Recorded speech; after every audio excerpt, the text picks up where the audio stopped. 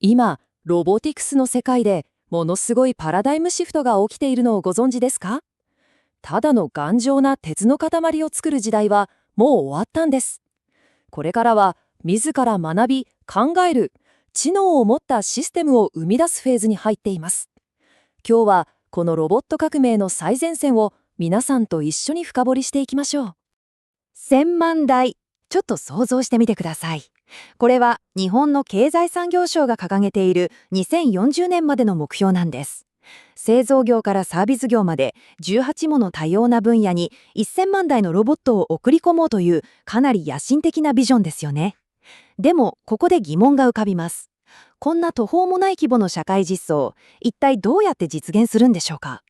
その答えを解く鍵は、ハードウェアだけでは絶対に足りないという事実にあります。すべてのベースになるのは、ボディとコンピュートの掛け合わせなんですね。つまり、物理的なロボットの体と圧倒的な計算能力の融合です。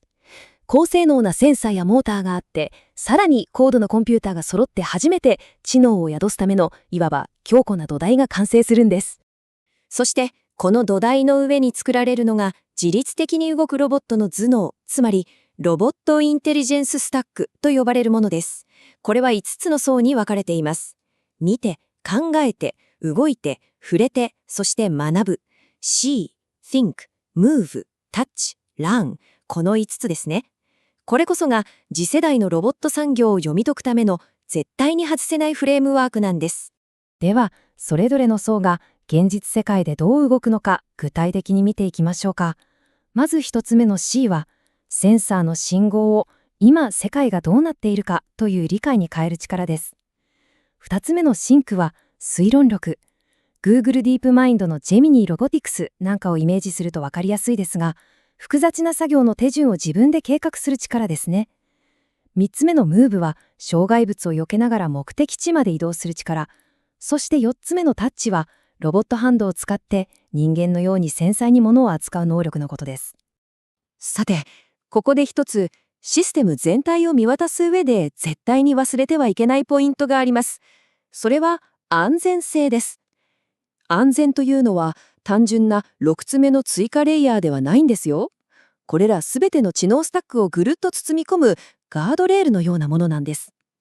例えば、独立して検証可能な 3D 超音波センサーなどの技術がこの横断的な安全性をしっかりと支えてくれているわけです。そして、ここからが一番エキサイティングなところなんですが、最も革新的な5つ目のレイヤーが Learn、つまり学ぶ力です。ロボットってどうやって新しい仕事を覚えると思いますか？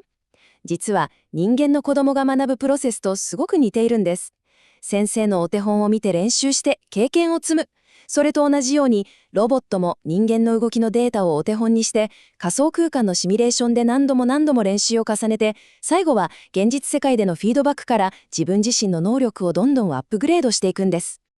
今、このロボットが学ぶサイクルをものすごいスピードで回すために、言ってみれば、ロボットのための教育産業みたいなものが生まれつつあるんです。その代表格が NVIDIA のエコシステムですね。仮想のテスト環境や GPU をフル活用した学習フレームワーク、さらには合成データを作り出す世界モデル、そしてそれを実際のロボットの動きに直結させるパイプラインまで揃っています。こうした高度なシミュレーション環境のおかげで、ロボットの学習能力が今とんでもない勢いで加速しているんですよ。じゃあこの世界的な技術のビッグウェーブの中で日本はどう戦略を描くべきなんでしょうか。もともと日本にはハードウェアやものづくりの現場における世界トップクラスの強みがありますよね。でもこれからの競争で生き残るには、その強みに AI やデータを掛け合わせなきゃいけないんです。実際に国のプロジェクトでも2026年から2030年にかけてフィジカル AI を見据えた開発にフォーカスしていて、ただ物理的な体を作る国から知能を統合する国へと明確なシフトチェンジが求められているんです。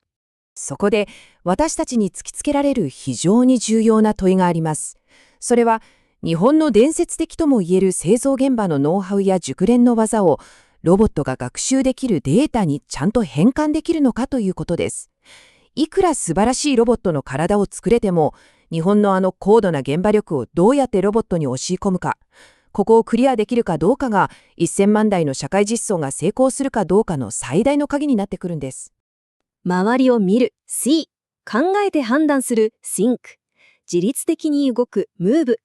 器用に触れる touch、そして経験から学ぶ learn。これこそが私たちの未来を作るロボットインテリジェンススタックです。この5つの知能の連鎖が見事につながったとき、私たちは知能を持った機械たちと一緒に一体どんな新しい社会を描いていくのでしょうか。ぜひ皆さんも一緒に考えてみてくださいね。